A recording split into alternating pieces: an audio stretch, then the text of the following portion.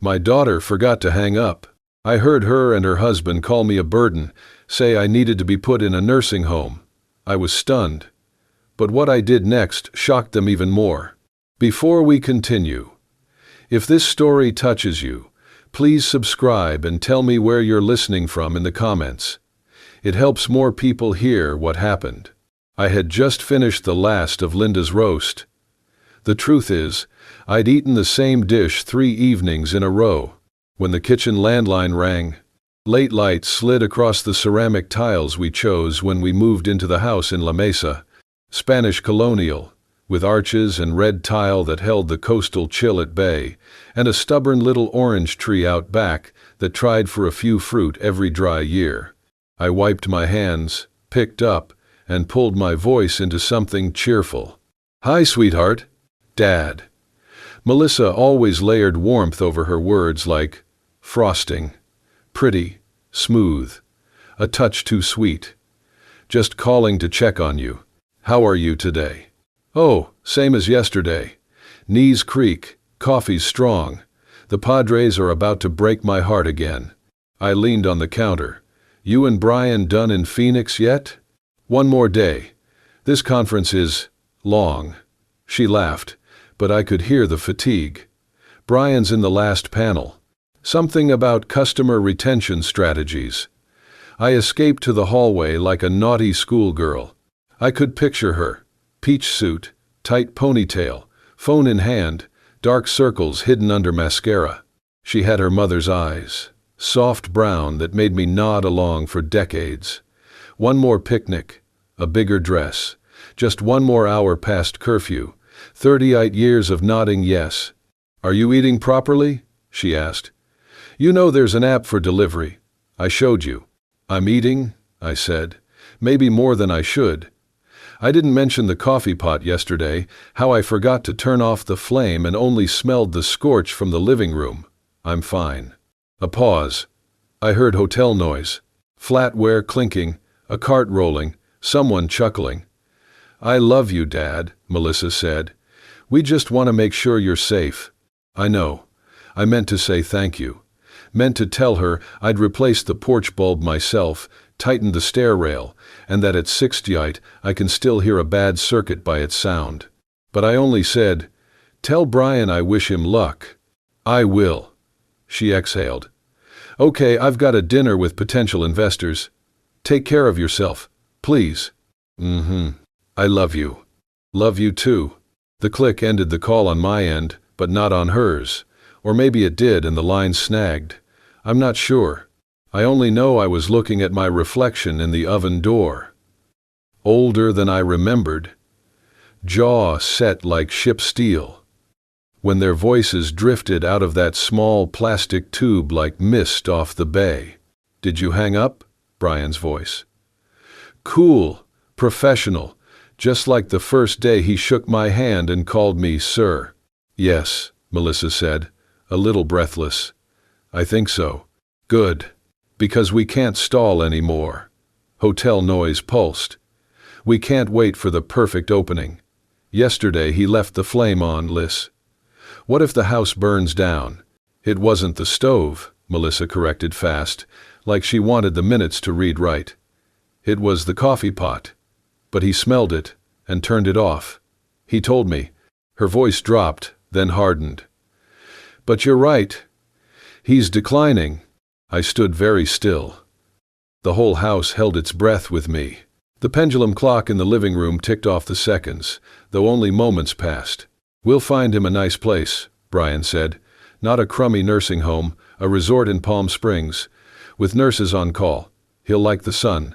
He always said desert sunsets look like stained glass." "Dad's always loved the ocean," Melissa said, then, hesitating.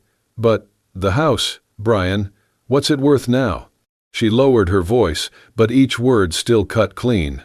"Close to $1 million. A soft, deep rip, like cloth stretched to its last thread. This house Linda and I built, with overtime and careful wages. I pulled wire at the naval yard, crawled the rafters at night. Linda finished hospital shifts and still brewed coffee. Every breaker, every run, I replaced with my own hands. calling value down over ground, soaked with our sweat, tasted bitter. We sell, put him somewhere nice and finally get out of that cramped rental, Brian said. La Jolla won't wait, that 3-bed with an ocean peak. An ocean peak? Melissa echoed, like she was testing the flavor. And if he stays and something happens, people will ask, where were the kids when their father needed them? We do this and it's responsible. Responsible, Melissa repeated, like spinning a wheel. I heard plates, a host calling names. Then, light as a feather, she laughed. Better decide now, while he still trusts us. Strike while the iron's hot, right? The hallway echo swallowed their voices. But it was enough. I set the phone gently on the counter, as if it might grow teeth. The kitchen was still the kitchen. Linda's blue bowl sat on the sill. The stubby pencil stayed in the drawer beneath the microwave for marking the calendar. The orange tree cast mottled shade across the tiles. But everything had slipped, the way things do after a small quake, only the silent can feel. A burden. I don't know how long I stood there. Long enough for the tile to cool beneath my feet. Long enough for the Padres to lose on the radio. My mother used to say, a man has his name and his work. She did night shift laundry, my father hauled in midday heat, and they gave me books and a union card. I pulled wire, kept code, held my name clean and my word whole. A burden. In the living room, Linda's armchair still held the hollow of her shoulder. She'd sit there half the night, rubbing out the ache. Frank, she'd say, save your strength for when you truly need it. For when you truly need it. I walked to the mantel, 2 photos, one of Melissa taking her first steps on these tiles. Arms wide, mouth open, Linda kneeling 3 steps away, hands out, her smile caught in the grain. The other of Linda in scrubs, sun a halo on her hair, leaning against my shoulder the day we finished rewiring. We were happy enough to take a picture because we could run the radio and bake without flipping the breaker. I should have been angry. Maybe I was. But what stayed inside me wasn't fire. It was colder, deeper. Like standing at the end of the pier and hearing the Pacific push one sentence through your bones. Stand firm. They planned to sell my life and call it care. I shut off the radio and took a slow tour the way a stranger might who knows every corner. The arch into the hall. The 3 stairs up to the bedrooms. Linda always said it felt like walking a ship.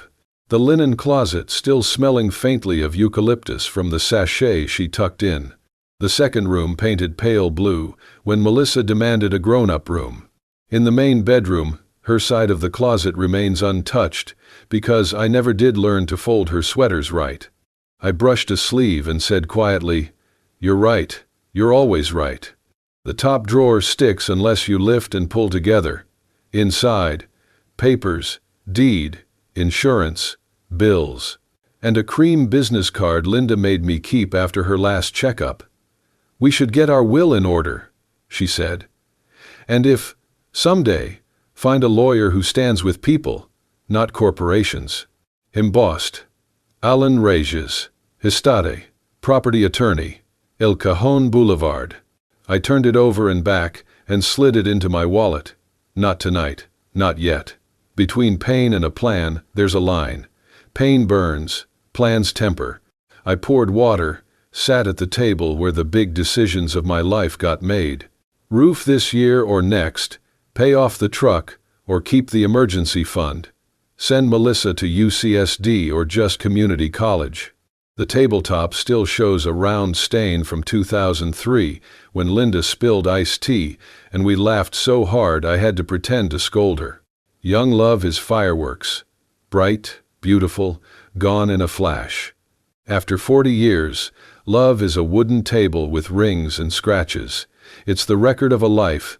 I did what an old tradesman does when they say his hands shake. I made a list. Straight lines, square boxes. Call Allan Reyes. Check the deed. The house is in my name. Find a broker who works with cash buyers. Fast. Close. Quietly change the locks before they get back from Phoenix. Rent storage for their belongings. Open an account at a new bank. where Melissa doesn't know the tellers.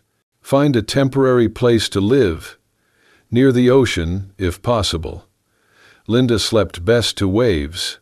I set down the pen. I could almost hear Linda's laugh in the hall, teasing and kind. "Frank," she'd say, "don't act from hurt. Act from right." I whispered, "I am. Because this house isn't a stock, it's two people's sweat. Because they called me a burden in a sugar voice.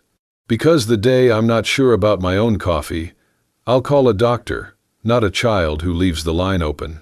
Outside, the neighborhood eased into night. Sprinklers hissed, a dog barked, and quit. Across the street, Gloria Santos drew her curtains in the exact order she has for 30 years. Left, right, center. People have habits, houses keep them. I washed the plate and dried the sink. Linda hated water spots on the steel. At the front door, I laid my palm on the wood and felt a little of the day's heat. I sanded that edge myself and only liked it after the third pass. I slid the bolt and tested the knob the way electricians do. Pull, don't push. Listening for the clean little click. On the table, the phone lay quiet. Somewhere in Phoenix, my daughter was laughing at a sales story. In the living room, the clock kept the only promise it knows. Tick, tock, tick. A man can be a father, and he can be a fool. Some days both. The danger is when other people decide which one you are and bet your life on it. "I'm not finished," I told Linda, "because sometimes you have to say it so your own ears will believe you. If they think I'm shaky, let them watch me move." The card felt heavy in my wallet. I took it out, set it on the table, my thumb covering the phone number like shielding a candle from wind. "Tomorrow. Morning light tells the truth." I turned off the lights, locked the back door, and flipped on the porch lamp. In bed, the cool pillow cupped my ear. Sleep came in pieces. In one of them, Linda and I stood on the Coronado pier. She leaned into me and said, "Save your strength for when it counts." Under our feet, the dark water kept honest time. At 6 o'clock, I got up. Dawn began to forgive the night. The orange tree threw sharp shadows on the wall.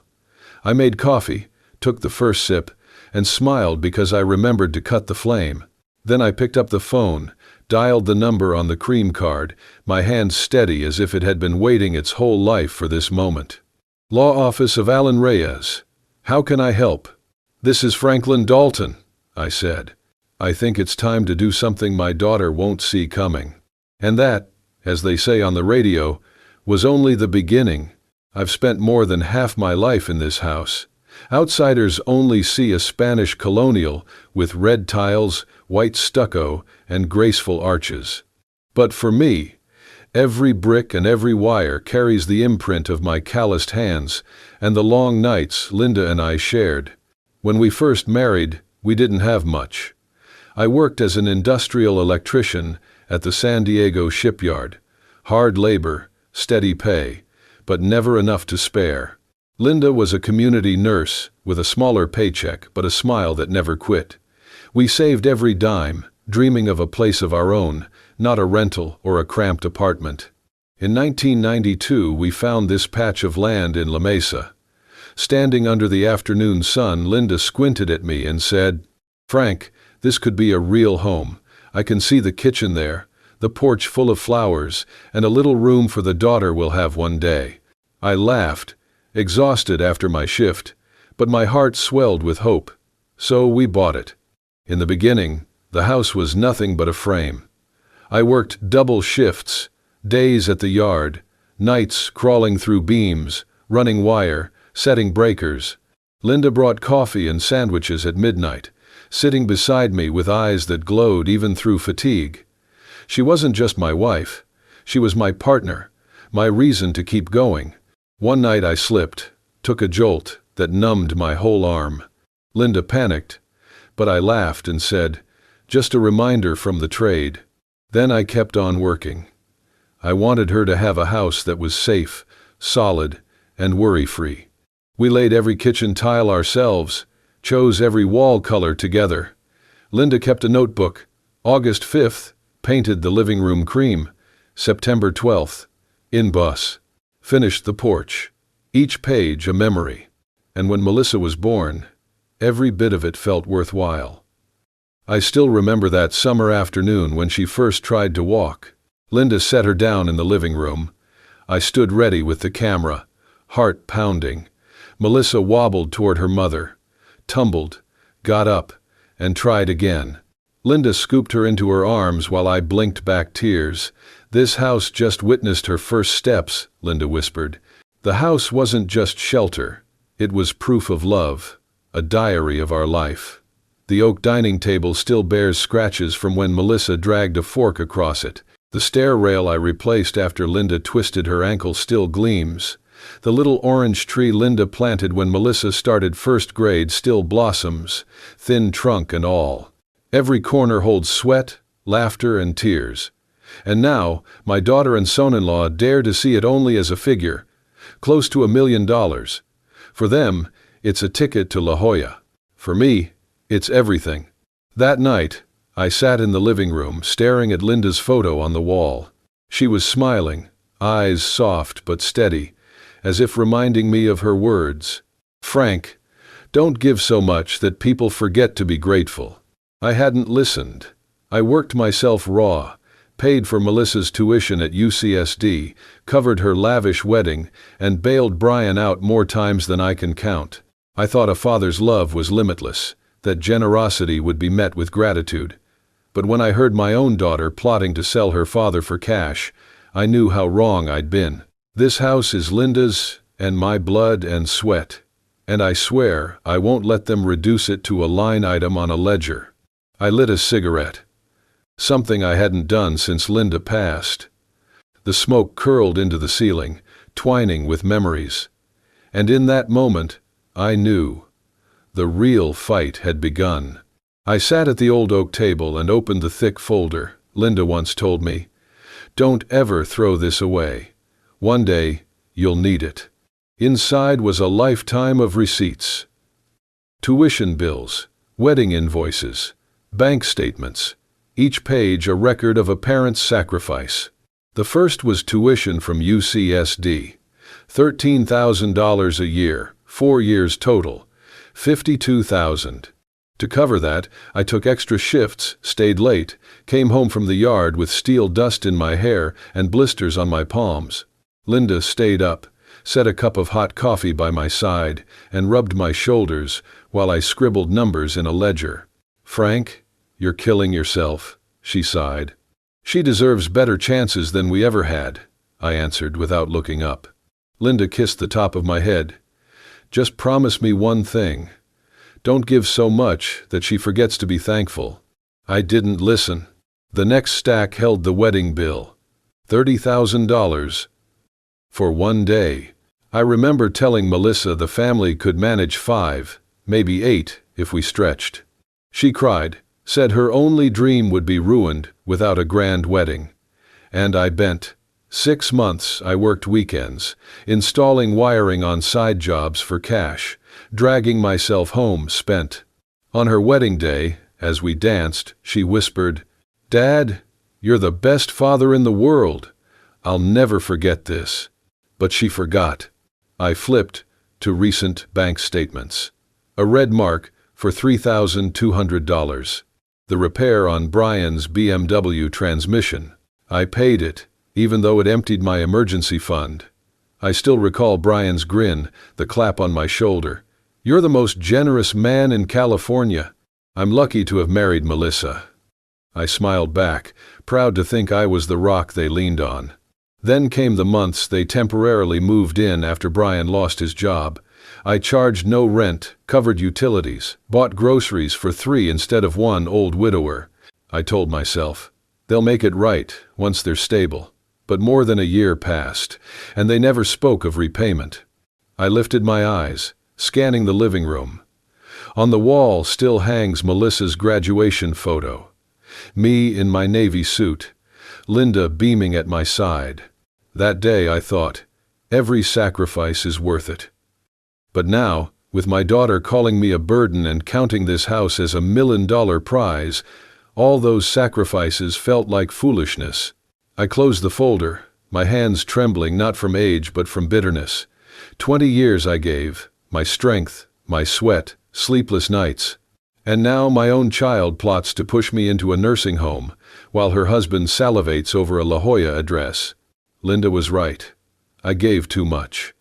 And now, I must reclaim the respect that should have been mine all along. I drew a long breath and sat straighter. My heart cooled, no longer shaking. The words in my mind rang clear. If they think I'm a burden, then I'll make this burden the most expensive lesson of their lives. That night I sat alone in the kitchen. The only sound, the pendulum clock marking time. The only light, a yellow lamp spilling across the oak table. The thick folder lay before me, like a ledger of an entire life of sacrifice. I didn't read any more. I just stared, letting memory drag me back through late shifts and paychecks stretched thin so my daughter could have more. Outside, the wind rattled the bougainvillea Linda planted on the porch.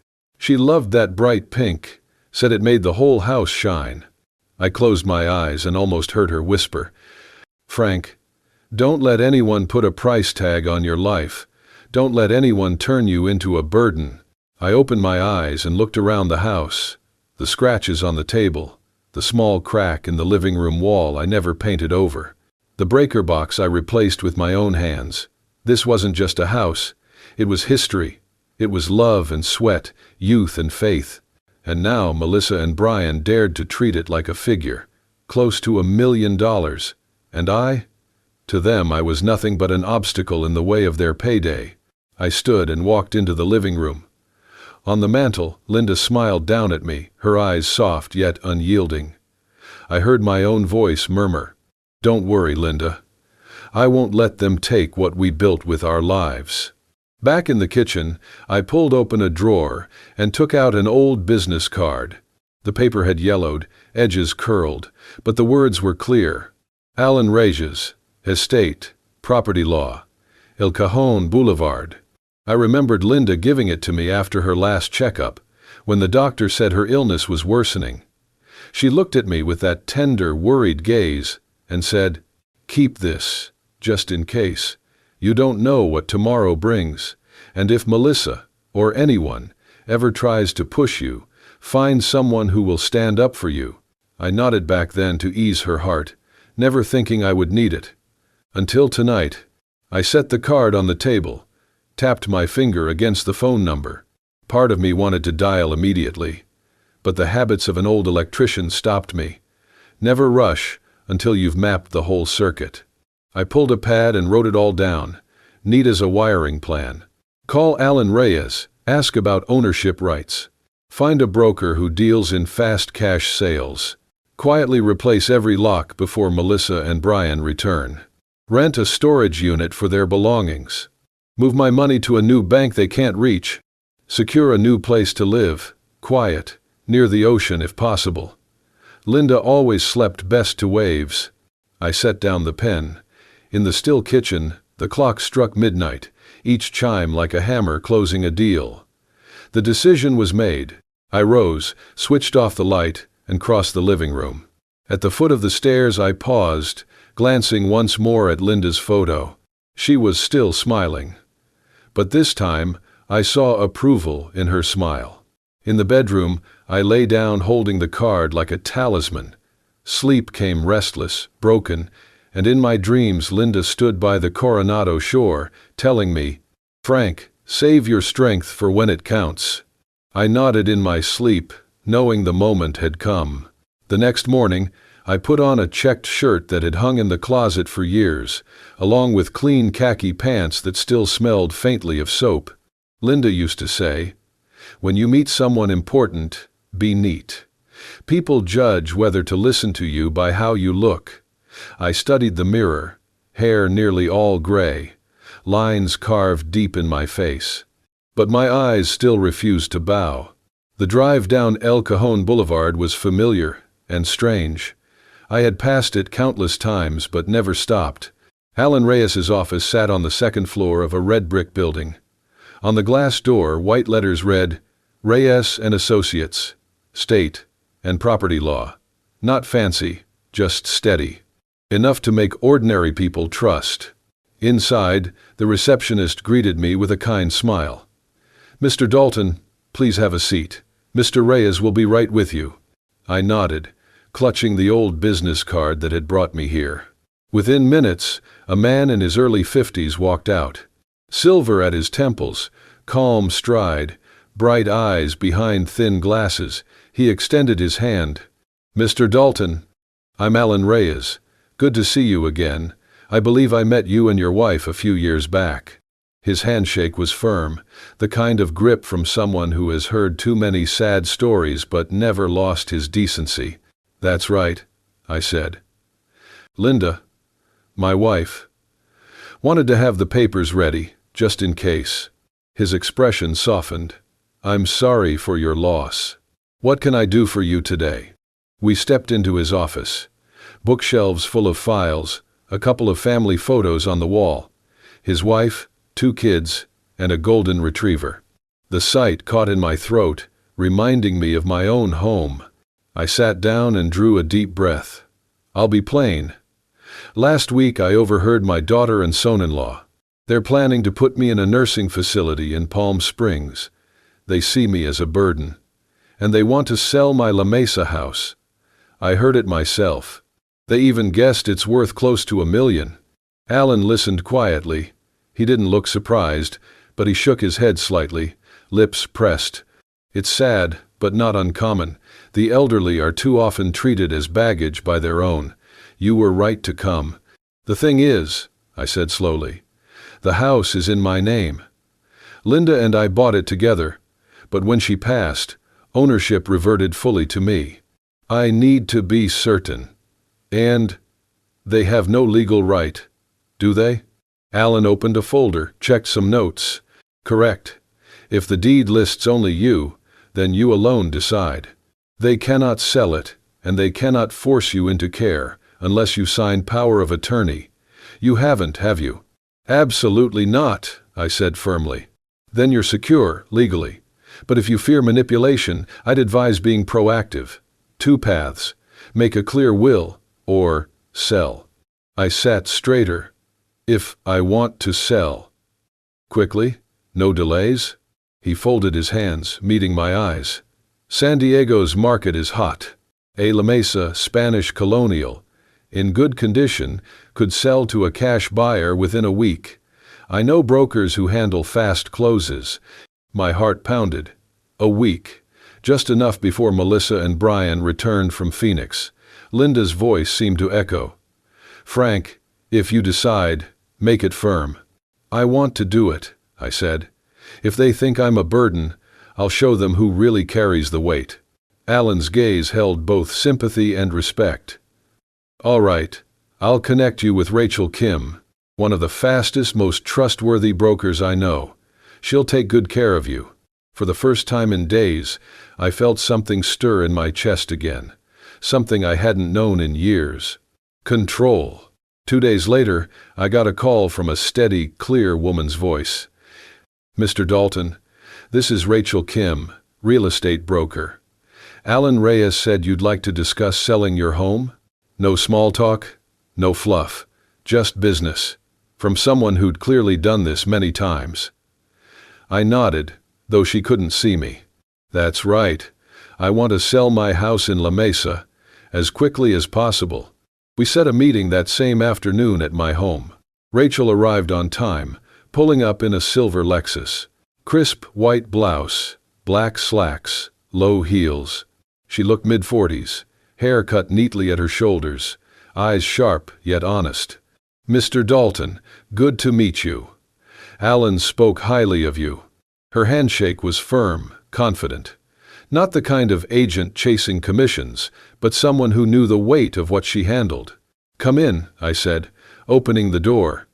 "This is the home my wife and I lived in for more than 30 years. Rachel stepped inside, scanning the details. I saw her eyes brighten at the arches, the oak floors polished by decades, the arched windows catching afternoon light. "You've kept it in remarkable condition," she noted.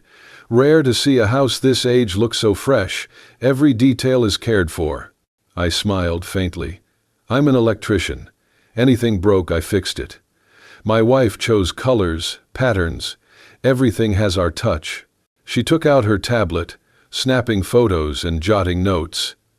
Spanish colonial homes in La Mesa are in high demand. Market value right now is between $900,000 and $1 million, depending on condition.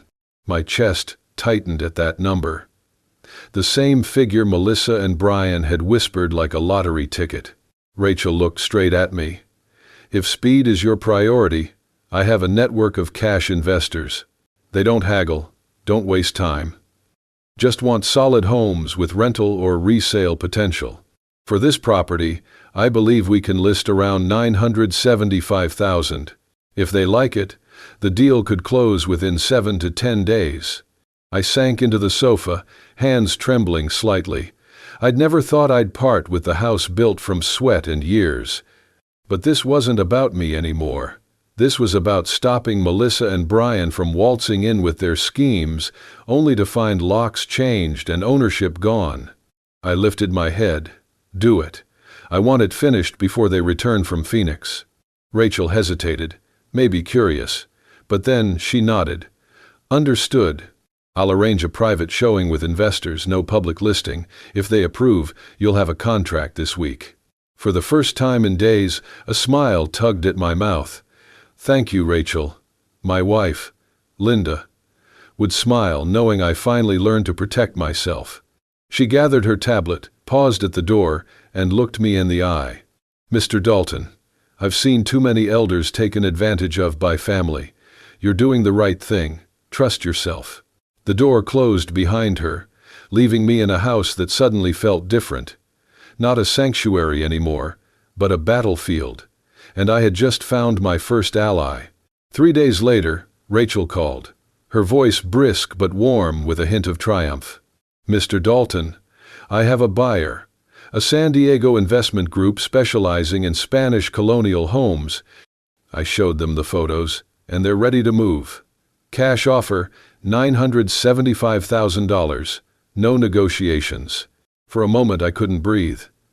$975,000, the very number Melissa and Brian once whispered with greedy excitement, was now squarely in my hands. But this time, it belonged to me, not them. Rachel went on, We'll sign the paperwork at the notary's office. I've already set the appointment. Just bring your ownership documents. That morning, I put on my Navy suit. The one Linda bought me for Melissa's college graduation. She'd teased. You look more dignified than the dean in this. Now I wore it not for my daughter's triumph, but for my own defense. The notary's office in downtown San Diego was tidy and bright. Rachel greeted me there, along with a middle-aged notary and an attorney representing the buyers. Mr. Dalton, pleasure to meet you, the attorney said, shaking my hand firmly. We've prepared everything. Here's the sales contract. A thick stack of papers sat before me. I leafed through page by page, word by word. Years, as an electrician, trained me never to trust a connection until every wire was checked. One wrong line could burn down a house. One vague clause could burn down a life. The terms were clear. $975,000, cash, payment within 10 business days. I could stay up to 30 days after closing to arrange my move. No hidden hooks. Would you like more time to review? The notary asked. I lifted my head, voice steady. Number. I know what I'm doing. I picked up the pen and signed. Franklin Dalton. My hand trembled, but not from age. From the gravity of the choice. When I set the pen down, it felt as though a heavy yoke had slipped off my shoulders. For the first time in years, I felt light, free. Rachel smiled and shook my hand. Congratulations, Mr. Dalton. This is the start of something new. I nodded, my gaze fixed on a distant point. Not just a new start, a message. That evening I returned to the house, walking slowly through each room, brushing my fingers across every wall, every scratch. The living room, where Melissa took her first steps. The bedroom where Linda read novels by lamplight. The porch where we sipped tea and dreamed of the future. The house was sold, but the memories, those were mine, untouchable. I looked up at Linda's photo on the wall. My voice dropped to a whisper. Do you see, Linda? I finally did what you always told me. I kept my dignity, and now they'll learn their old man isn't weak at all. Outside, the San Diego breeze carried a hint of salt from the ocean. I breathed deep, folded the papers into my case, and felt a strange peace settle inside me. The battle had begun, and I had made the first move.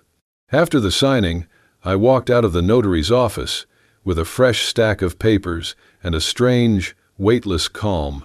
The La Mesa house, 30 years of sweat and memory, was no longer mine. And instead of sorrow, I felt as if a boulder had been lifted off my back. I drove down the I-5, the Pacific opening wide and blue beside me. The San Diego sun glimmered on the water. When the road curved over the Coronado Bridge, the wind whipped salt against my face, sharp and free. Linda always loved it here. She used to say Coronado had a special kind of light, soft, forgiving, almost holy. The senior community on Coronado stood white and bright, balconies lined with red geraniums. Inside, Mrs. Chen, the manager, an older Asian woman with silver hair, welcomed me with a smile. We have a one-bedroom overlooking the bay, fully furnished, month-to-month lease. Would you like to see it? I followed her down a hall faint with soap. The apartment was simple, clean, sunlit. A small living room with a fabric sofa, a neat little kitchen, a bedroom with the window open to the breeze. From the balcony I could see the bay sparkle like broken glass. I stood there a long moment.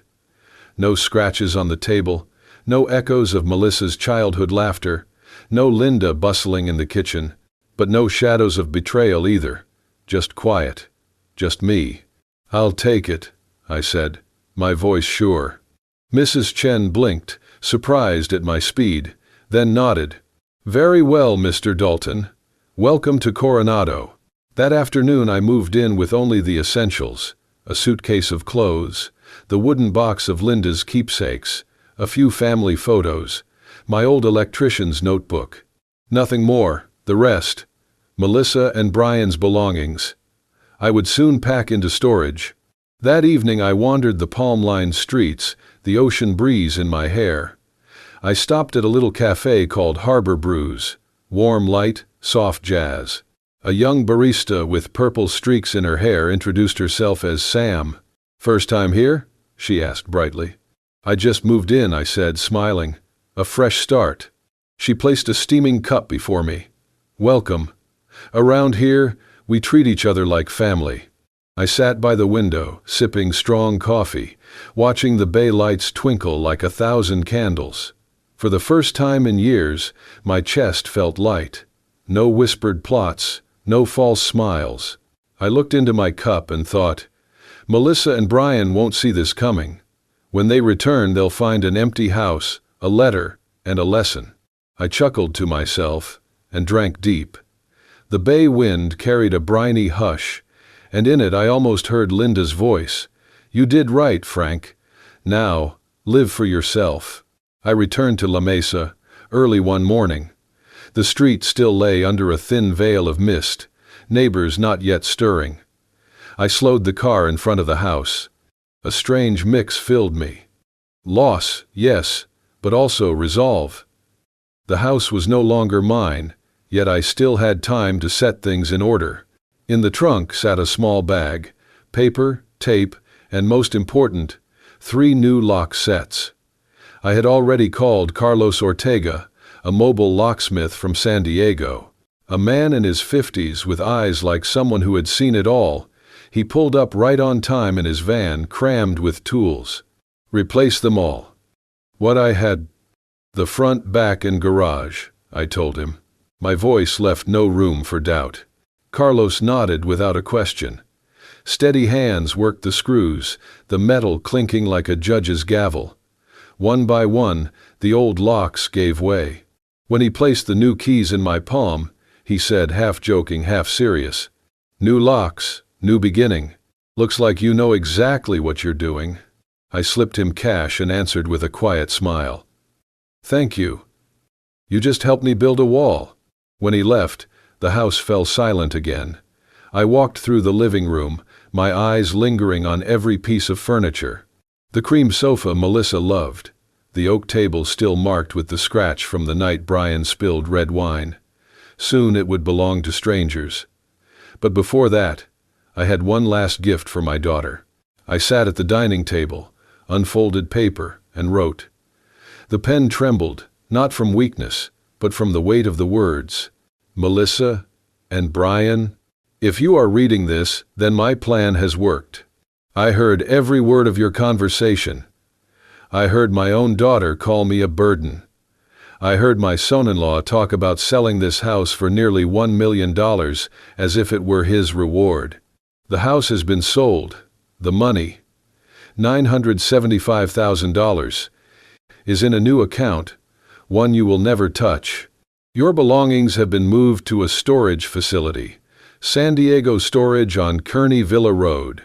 You have 30 days to collect them. After that, storage fees are your responsibility. I gave all my life. Your education, your wedding, even shelter when you fell on hard times. What I received in return was one word: burden. From now on, I am no one's burden. Take care of your own lives. Dad, Franklin Dalton. I folded the letter into a white envelope, wrote Melissa and Brian across the front, and wedged it into the front door frame where they couldn't miss it. Then I pulled out my phone, opened the app, and checked the feed from the tiny camera hidden in a planter by the door. The screen showed the porch clearly, the envelope in plain sight. Whatever came next, I would see it. I stepped back and let my gaze sweep the house one last time. Once a home, now a stage for their lesson. I locked the new door, tightened my grip on the fresh keys. A wave of finality washed through me. The barrier was set. The last shield stood firm. That evening, I sat alone in my new Coronado apartment. The breeze from the bay carried the briny smell of the Pacific, the hush of waves slipping through the window. My phone rested on the table, the screen open to the camera feed. There it was, the front porch of the La Mesa house, the white envelope tucked neatly in the doorframe, the porch light casting it in a spotlight. I sipped my coffee, letting calm settle into me. For most of my life, I had worried about others, Linda, Melissa, even Brian. But tonight, I did nothing but wait. I was no longer the man on defense. I was the one holding the reins. 9 o'clock came. The feed stayed empty. Just the golden glow of the porch lamp on wood planks, silence heavy as stone. I leaned back in my chair, hearing Linda's voice as if from across the years. Frank, you can't always be the one to rescue. Sometimes you let people face their own mess. I whispered. Tonight, Linda. I'm letting them learn. The next day, at 4 in the afternoon, the phone chimed. A soft alert. Motion detected. I straightened, eyes locked on the screen. Brian's black SUV rolled into the driveway. Melissa climbed out first, her hair still carrying the desert wind of Phoenix. Brian followed, chest out, the swagger of a man who thought he had everything under control. They dragged their suitcases up the walk, faces expectant. Melissa pulled out her key. The metallic scrape echoed clear through the microphone. Click, nothing. She tried again, twisting harder. Click, nothing. Her face tightened. Brian, it won't turn. He brushed her aside, grabbed the key, jammed it in. Click, click. Still nothing. He stepped back, eyes narrowing. New locks. Someone replaced them all. Melissa's voice cracked. No, Dad doesn't even know a locksmith. Brian scanned the porch, his composure slipping. His gaze landed on the envelope. He ripped it free and shoved it at Melissa. Her hands shook as she opened it. I watched her eyes dart across the lines. First shock, then fear, and finally, a hollow despair. He sold the house, she whispered. The money's gone, all of it. Brian snatched the letter, read fast, and his face drained white. He slammed the envelope against the door, cursed loud and bitter. That old man, he played us. From my quiet apartment on Coronado, I watched them. Two figures, unraveling on a porch they once thought was theirs. For 30 years, I had bent, sacrificed, given in, always reactive, always forgiving. But tonight, I leaned back, the sea air cool on my skin, and let peace wash over me. The lesson had begun. On my phone screen, I watched Melissa sink onto the front steps, her hands gripping her head, her face twisted, mascara streaking down with tears. Behind her, Brian paced like a caged animal, arms slashing the air, rage boiling over. This can't be happening. No, no, Melissa sobbed. The house, the money, it was supposed to be ours. Ours, Brian snapped, voice sharp as a whip. It was his, Melissa. All of it was in his name. Did you think he was that stupid? You told me he'd sign over control. And now what? We've got nothing. I saw the fire in my daughter's eyes as she spun around. Don't you dare put this on me. You're the one who pushed, the one who said we had to sell, had to shove Dad into a home. Brian laughed, a dry, bitter bark.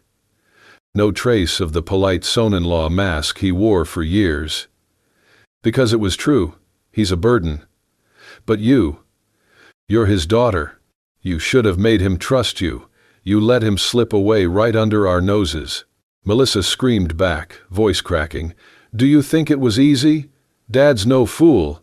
I tried. The two of them, once so polished in their cocktail parties and social smiles, now stood exposed, just two desperate, angry people clawing at each other. Brian slammed his fist against the door. What now? Our lease is up next week. We've got no savings. My job's gone. What do you plan? Sleeping on the street? Melissa broke down completely, sobbing uncontrollably. Stop. Just stop. On the screen, I saw their masks fall away, leaving only raw panic. My chest tightened with a sharp ache. Blood ties cut deeper than any wound. Yet, beneath the hurt, a quiet relief spread. At last, they were facing truth. I lifted my glass of water, sipped slowly. The Coronado breeze pushed through the window, and I thought I heard Linda's gentle whisper. See, Frank, they're destroying themselves with their own greed. I nodded softly, eyes still on the screen. You're right, Linda. And this is only the beginning of their lesson. The next morning, I sat on the balcony of my Coronado apartment. The bay breeze carried the tang of salt, the sun gilded the water, and a hot cup of coffee steamed in my hands. On my phone, the last clip from the porch camera still played. Melissa collapsed on the steps, Brian pacing helplessly, both swallowed by despair. I smiled faintly, then shut the app. I had seen enough. The past was closed. On the day of the handover, I returned to La Mesa for the last time. The new owners, a young couple with 2 small children, stood beaming as they accepted the keys. Their hands shook mine eagerly. We'll make this a real home, they promised. I only nodded. Behind their joy, I felt Linda's presence, her gentle smile watching. The house had done its duty, sheltered a family, raised a child, carried love through decades. Now it would begin a new story. Before leaving, I removed the hidden camera, then I walked away without looking back. Life in Coronado settled quickly. I joined the seniors club. Mornings I strolled the beach. Afternoons I sat at Harbor Brews with a cup of Americano that Sam, the barista with purple streaks, soon had waiting for me. You always sit by the window, she teased, like you're keeping an eye on the whole world. I chuckled. Just learning how to enjoy freedom. That night, I opened a bottle of Bordeaux Linda had saved for a special occasion. I poured a glass, lifted it toward her photo on the small table. Linda, I did it. I'm no one's burden now. No one controls my life anymore. And I kept my promise to you.